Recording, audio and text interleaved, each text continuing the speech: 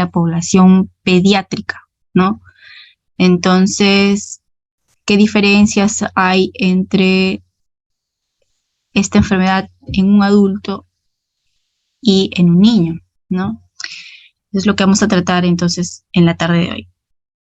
Me imagino que ustedes en el transcurso de estos años, ¿no?, que han pasado, de estos 2 años que han pasado, han visto casos de niños con COVID, ¿cierto? Lo que sabemos del COVID ahora en la actualidad es que muchos han sido afectados en su ámbito familiar, ¿no? Hay niños que han quedado huérfanos, familias que han quedado con mucha pobreza, ¿no? Entonces, como que ese es la otra cara de la moneda. La afectación, como ustedes también saben, a diferencia del adulto, ¿no?, la afectación ha sido mucho menor en toda la población pediátrica en comparación a los adultos. Las tasas de ataque y de letalidad han sido menores, ¿no?, tanto en todas las, bueno, hasta en la tercera ola, incluso en esta última, han sido muy pocos los casos y las afectaciones como tal han sido más leves, ¿no? Vamos a ver ahora algunas manifestaciones clínicas de esta enfermedad viral. Para esto he tomado una guía, ¿no?, de este año, del 2022, de eSalud, en la cual hacen una clasificación clínica de cómo es que se presentan estos pacientes con el COVID-19, ¿no? Entonces, a diferencia del adulto, la población pediátrica tiene diferentes grupos etarios, ¿no? Están, por ejemplo, los neonatos, que son hasta los 28 días de vida. Luego están los lactantes, ¿no?, hasta los 2 años de edad, los preescolares, los adolescentes, ¿cierto? Entonces, son diferentes grupos etarios.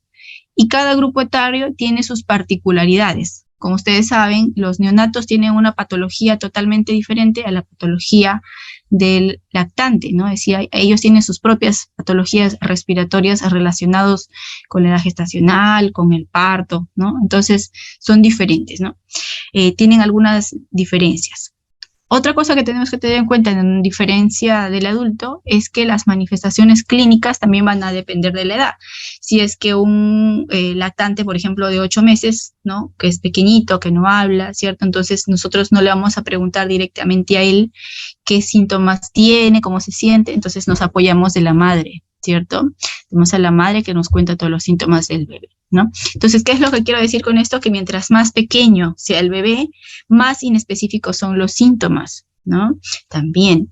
Ok, entonces esta clasificación que se hace entre leve, moderado y severo depende de qué tan afectados están los bebés. Entonces, si es que un niño presenta fiebre, tos, dolor de garganta, dolor muscular, náuseas, vómitos, diarrea, pérdida del gusto, del olfato o alteraciones dérmicas, sin que tenga dificultad respiratoria o disnea, se considera como un cuadro leve, ¿no?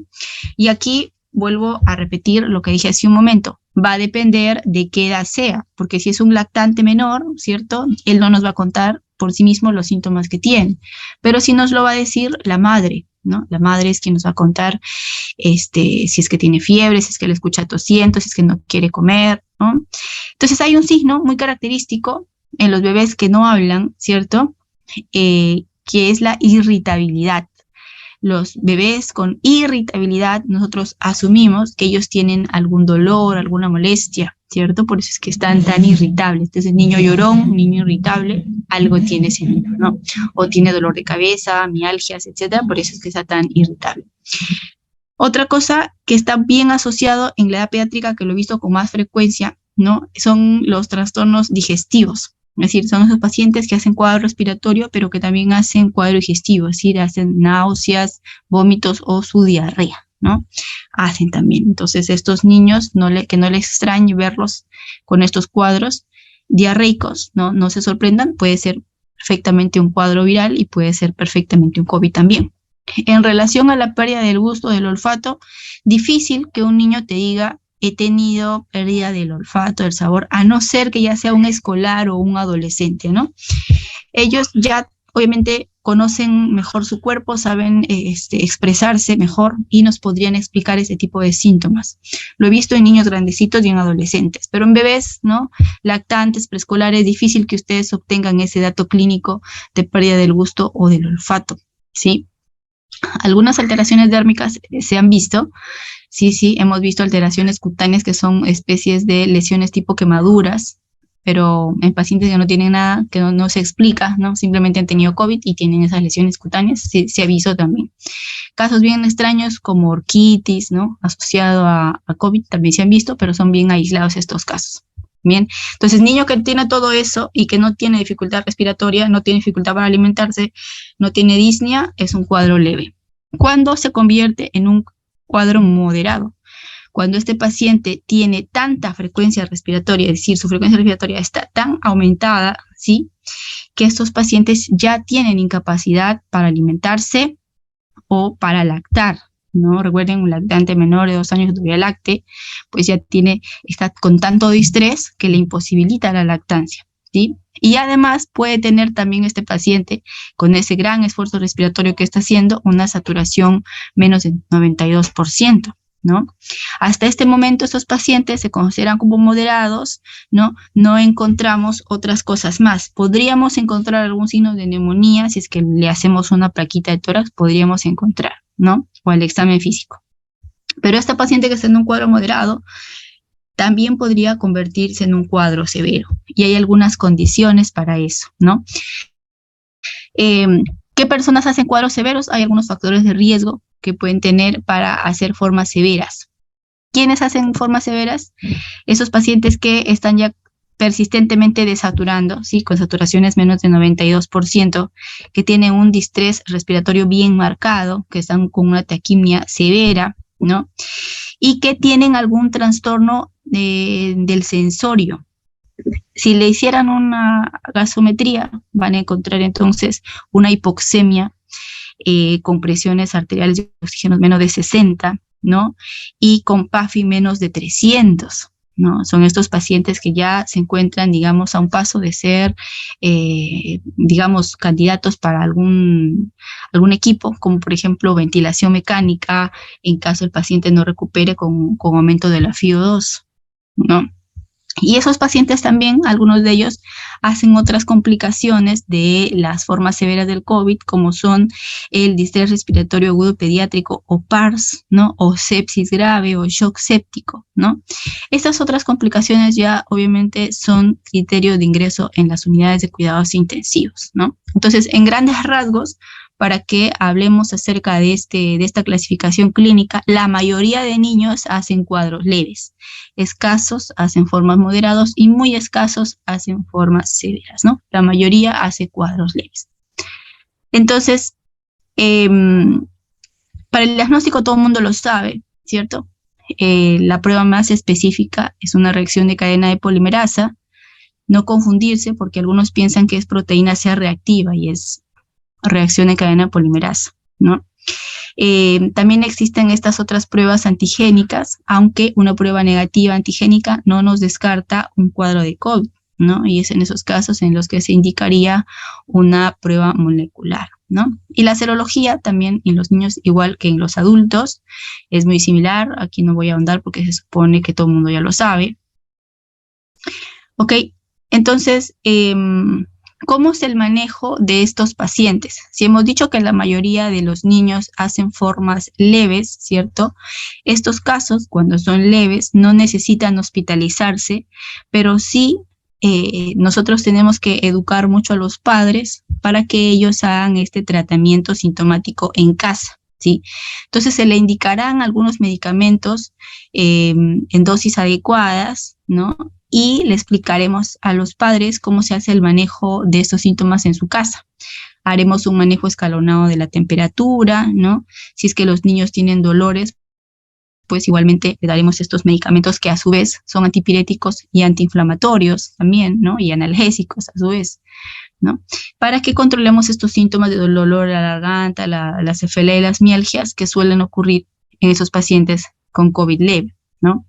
Entonces, estos cuadros que están entre leve a moderado y más que todo leve, ¿no?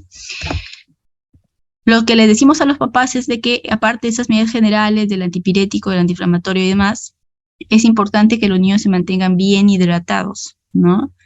Y aparte, nutridos de una manera adecuada también.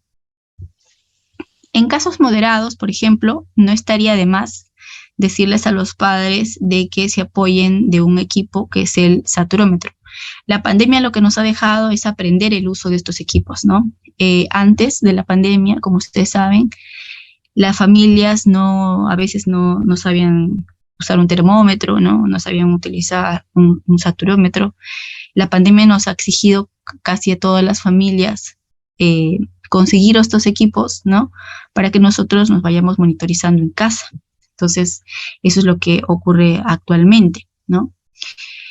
¿Y qué medicamentos le decimos a los padres que pueden usar? Recordarán ustedes que al principio de la pandemia, cuando no se conocían muy bien esta enfermedad, empezaron a haber un montón de drogas, ¿no? Que con el paso del tiempo se fueron viendo de que no eran útiles, ¿no? Ni hidroxicloroquina, ni acitromicina, ¿no? Y otras cosas más, ivermectina, ¿no? Entonces, las sociedades pediátricas alrededor del mundo y también en nuestro país, ¿no? Creyeron conveniente de que en la infancia no se necesitaban más que analgésicos, antipiréticos, antiinflamatorios, tratamiento sintomático para la mayoría de los pacientes. Entonces, las sociedades de pediatría han sido más conservadoras con el tema del tratamiento medicamentoso en los niños con COVID, ¿no? Entonces, para la fiebre, la cefalea, el dolor de garganta, las mialgias, ¿no? Todo este malestar general que acompañan a estos niños, utilizamos paracetamol, ¿no? Y también podríamos utilizar ibuprofeno. El paracetamol viene en jarabe de 120 miligramos por 5 mililitros. En jarabe también viene en gotas de 100 miligramos por mililitro y tabletas de 500 miligramos. ¿De qué depende que usemos cada uno de ellos? Depende, digamos, de las edades, ¿no? Casi siempre las gotas las usamos en niños pequeños menores de 1 año, ¿no? Los jarabes los usamos en lactantitos mayores o preescolares y las tabletas ya cuando son escolares o adolescentes, ¿no?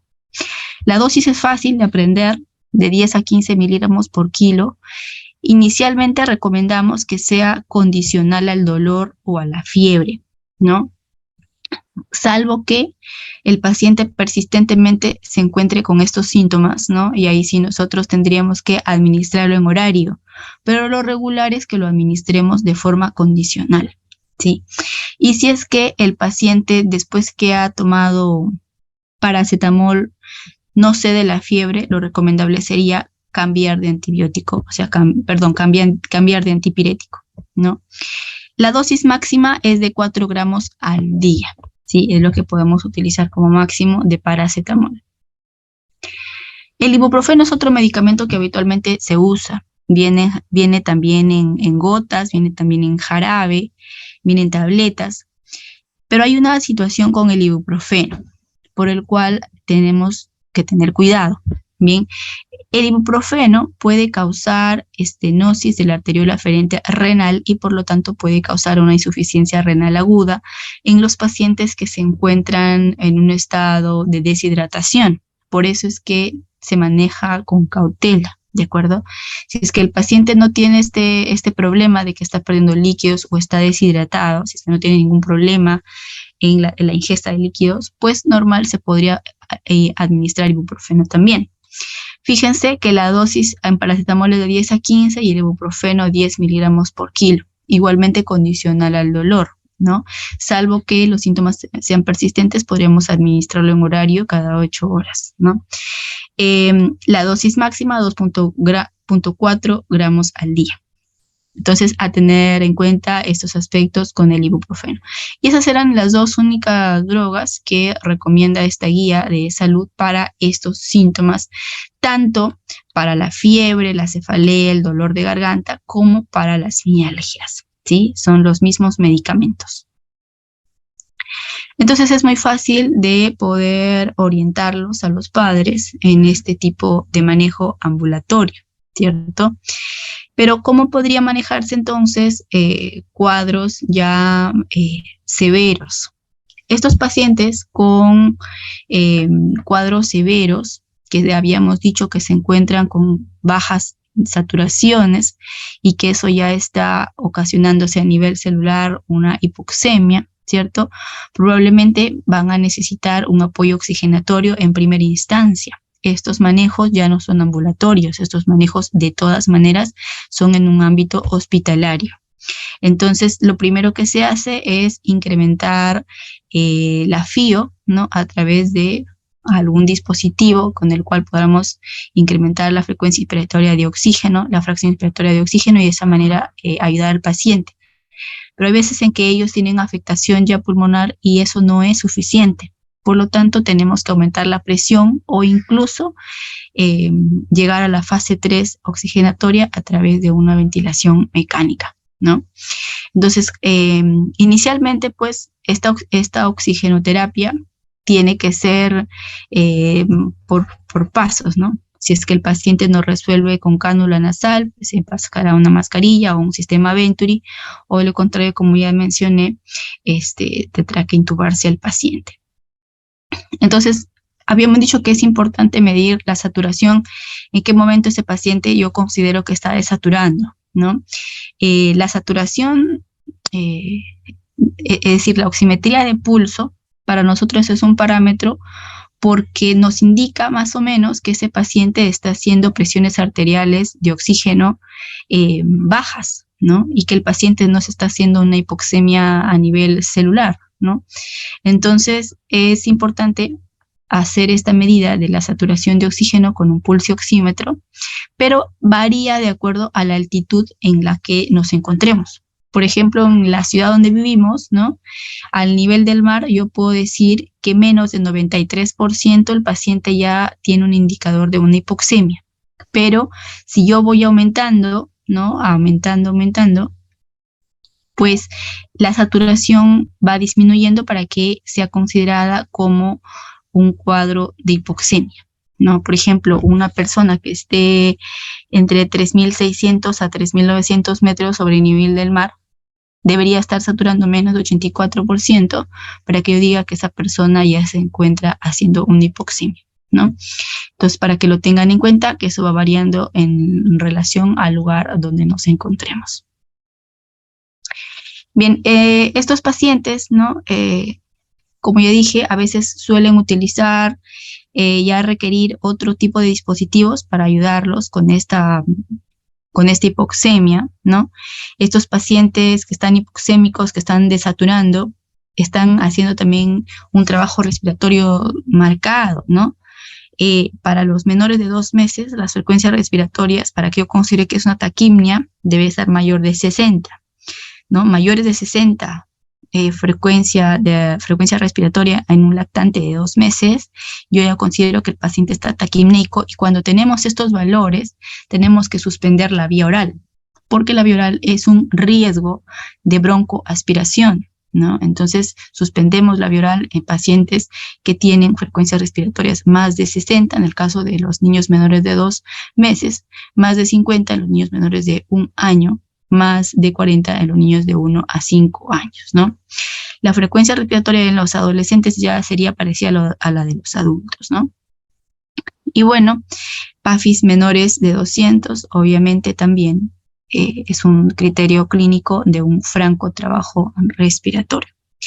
Entonces, cuando tenemos este tipo de compromiso respiratorio severo, esta guía señala que se puede utilizar corticoide, ¿no? De tipo dexametasona a 0,15 miligramos por kilodosis en una dosis máxima de 6 miligramos una sola vez al día durante un máximo de 10 días.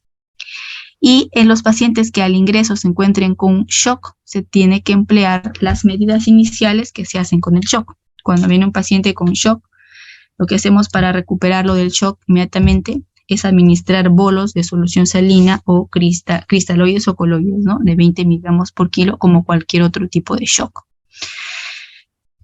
Pero habíamos dicho que no todos los pacientes pediátricos van a pasar a ser enfermedades severas, ¿no? Y habíamos dicho que solamente aquellos que tengan ciertos factores de riesgo.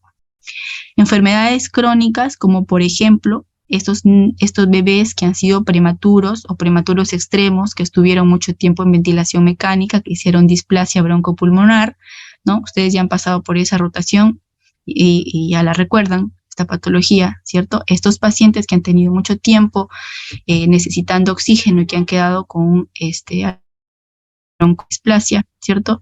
Pues estos niños son un grupo de riesgo. Algunos niños que tienen fibrosis quística, enfermedades pulmonares intersticiales, unos pacientes con asma grave, ¿cierto? O algunos niños que por otra condición neurológica tienen también complicaciones respiratorias. Por ejemplo, hay algunos niños con parálisis cerebral infantil, ¿no? O con algún tipo de rigidez, de espasticidad, ¿no?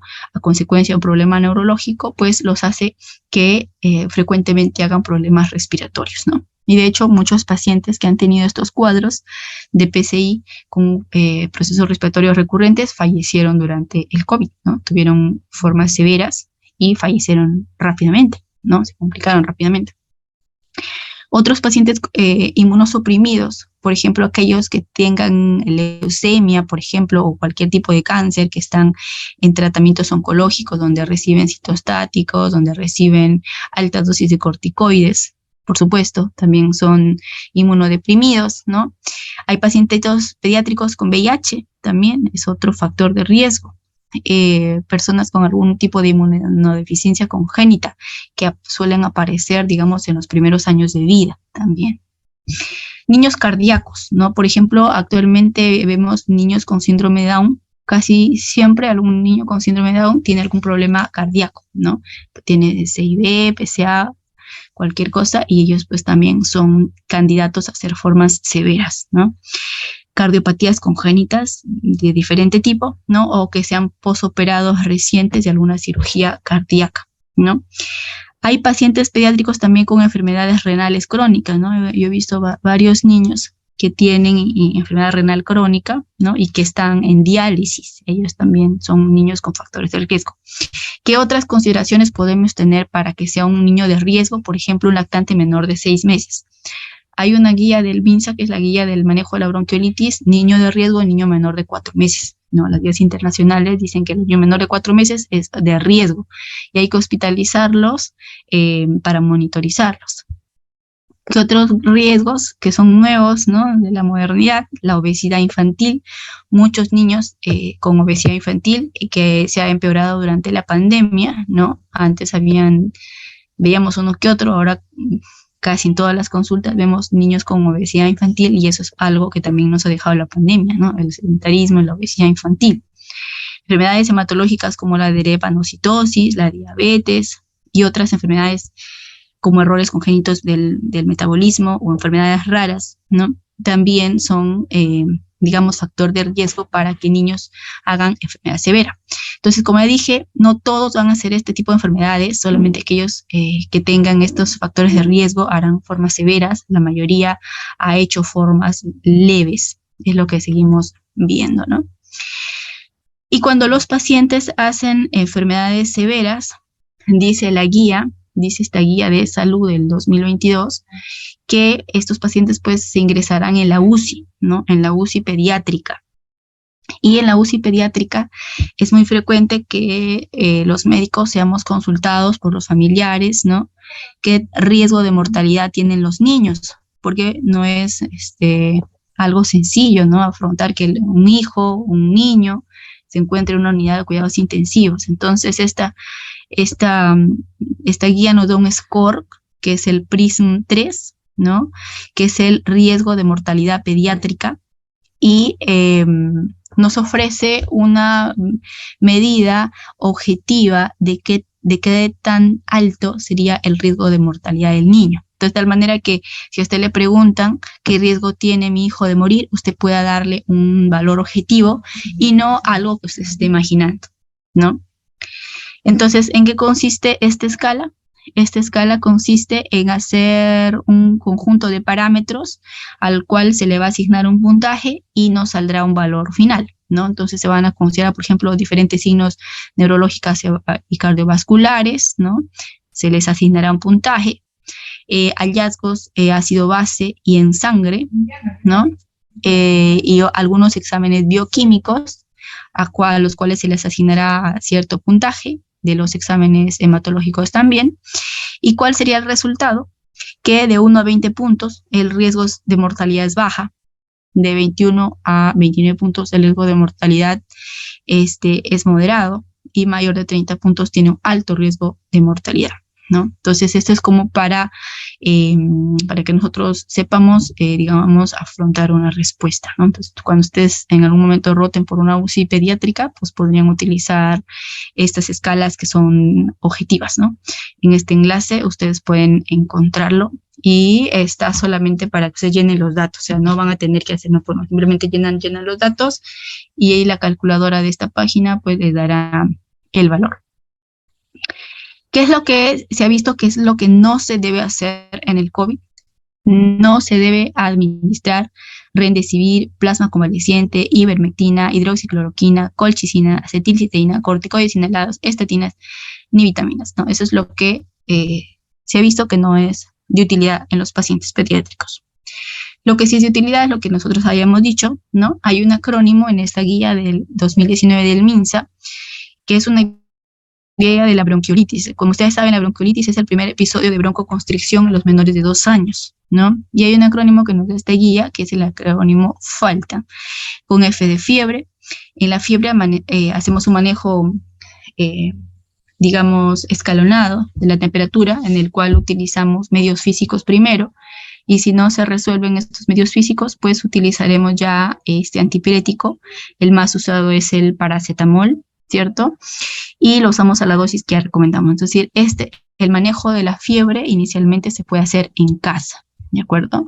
Cuando la fiebre ya es persistente y los padres no lo pueden controlar en casa, pues le decimos que nuevamente traigan al bebé por la emergencia, ¿sí? La A de alimentación, que si el niño es menor de 6 meses, ¿no? Y aún no ha iniciado su alimentación, pues que se le ofrezca lactancia materna con mayor frecuencia, ¿no? Y si es que el niño ya tiene su alimentación complementaria, pues que dentro de la alimentación complementaria se incorporen también, digamos, nutrientes de alta calidad en esos días, ¿no? La L de líquidos, que sí es muy importante mantener hidratados a los bebés. En el caso de la tos, no está recomendado en pediatría el uso de antitusígenos, expectorantes, antihistamínicos, descongestionantes nasales, porque la evidencia no nos apoya de que vaya a haber alguna modificación con el uso de estos medicamentos, y que tengamos que explicarle a los padres los signos de alarma, ¿no? Por ejemplo, como ellos no saben qué cosa es un signo de alarma, es muy importante que nosotros le expliquemos al padre antes de que él se retire del hospital, ¿no? O de la consulta. Entonces, le tenemos que decir, si es que usted es un niño que respira rápido, que se le hunden las costillas, que tiene dificultad para respirar, ¿cierto? Tiene que traerlo nuevamente a la emergencia, o que si la fiebre es persistente después de 48 horas, que tiene dificultad para lactar, dificultad para beber, ¿cierto? O que tiene vómitos muy frecuentes, o que usted lo ve que ya no es el mismo, que tiene algún estado alterado de la conciencia, o que el niño le convulsiona, ¿cierto? Entonces el niño pues tiene que traerlo usted nuevamente por la emergencia. Y en el caso de la naricita es muy frecuente también que esos niños que tienen este proceso viral, que es el COVID y cualquier otro proceso viral que afecta a la vía respiratoria alta, cursan también con congestión nasal. Entonces los niños que hacen congestión nasal, habitualmente utilizamos unas gotitas de solución salina, ¿sí? Que hay diferentes presentaciones, están estas gotitas y también hay en spray, ¿no? Pero que es una solución salina a cierto grado de concentración, que nos sirve para fluidificar estas secreciones y limpiar las fosas nasales, y de esa manera pues el niño pueda respirar mejor. Y eso digamos que es lo que más ayuda, ¿no? Porque las mamás a veces se desesperan, se asustan bastante cuando ven al niño que no puede respirar muy bien, ¿no? Que está con esta obstrucción nasal. Y a veces cuando uno resuelve simplemente la obstrucción nasal, el niño como que recupera, ¿no? Entonces, este acrónimo va a ser de utilidad para ustedes para el manejo de estos pacientes, ¿no? Ok. Entonces, en relación a otro aspecto, en relación a las vacunas que utilizamos para para el COVID en niños, como ustedes saben, ya está autorizado el tema de las inmunizaciones en los niños, incluso ya ahora se ha aumentado el grupo de edad, ¿no? Los beneficios son muchísimos, ¿no?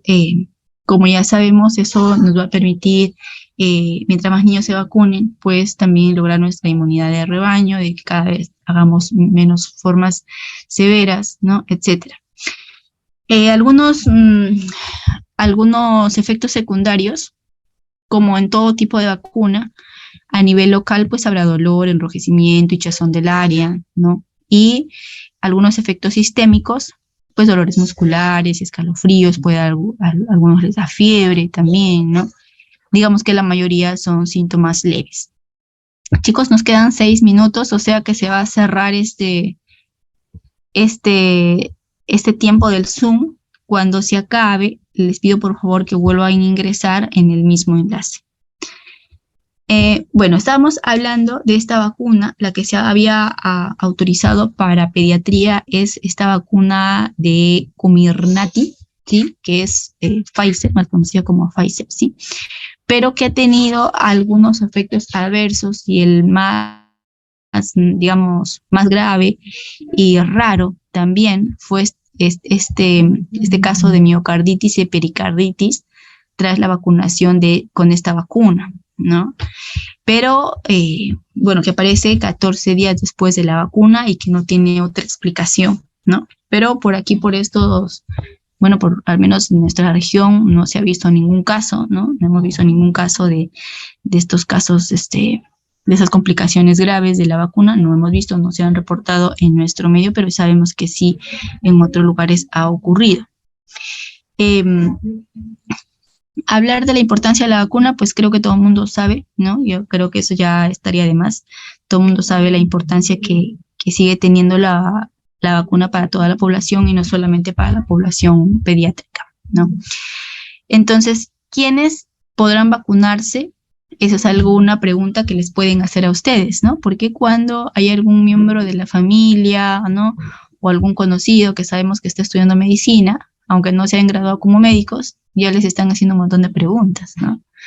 Y a nosotros también, en la consulta, las mamás siempre nos hacen esas preguntas en relación a las vacunas. Si el paciente ha tenido síntomas compatibles con COVID-19 o que han dado positivo a una prueba de COVID-19 en las 2 últimas semanas, o están en seguimiento clínico por COVID, si esos pacientes han tenido COVID, tienen que esperar 2 semanas para que puedan administrarse la vacuna, ¿de acuerdo? Ok, casos leves sin necesidad de oxígeno, como ustedes ya saben, 2 semanas, ¿sí? 14 días después del alta. Pero pacientes que hayan tenido casos severos, ¿sí? Casos severos, estos casos donde han habido necesidades de oxigenoterapia, hospitalización, nuestra guía peruana recomienda de que 90 días después del alta, es decir, aproximadamente 3 meses, tienen que pasar recién para que le apliquen su primera vacuna. Ok, por ejemplo, el caso de los niños que tuvieron, que no les aplicaron la vacuna de la influenza, ¿no? Y entonces se les puede aplicar también. O sea, la vacuna del COVID con la vacuna de la influenza se pueden aplicar el mismo día y no hay problema, ¿no? Eso es algo que también les pueden preguntar. Las niñas que tienen entre 9 y 13 años, que de pronto estaban pendientes de recibir esta vacuna de papiloma humano, ¿sí? Podrían recibir la vacuna juntamente también con la del COVID-19 en el mismo día y tampoco habría problema. Bien, entonces, si es que ustedes les preguntan si el niño puede ser vacunado contra la vacuna de la influenza el mismo día que el COVID, la respuesta es sí, ¿no? Ok, entonces, eso es lo que sabemos de las vacunas. Hablemos ahora entonces de las complicaciones que habíamos dicho de las formas severas, ¿sí? 1 de cada 5.000 desarrollan una enfermedad rara, pero grave, llamada síndrome inflamatorio multisistémico, ¿bien? Que es un cuadro severo con características similares a la enfermedad de Kawasaki y por eso es que se llama Kawasaki-like. Se parece al Kawasaki, pero no es Kawasaki. Sabemos que el causante es el COVID, ¿no? Entonces, Esta forma de presentación es una forma muy parecida a la enfermedad del Kawasaki, pero están agregados otros síntomas, ¿no? Estos son los síntomas, por ejemplo, de la enfermedad de Kawasaki, ¿sí? Tenemos entonces los ojos rojos, pero no hay una secreción para que yo diga que es una conjuntivitis, ¿no? Simplemente tiene una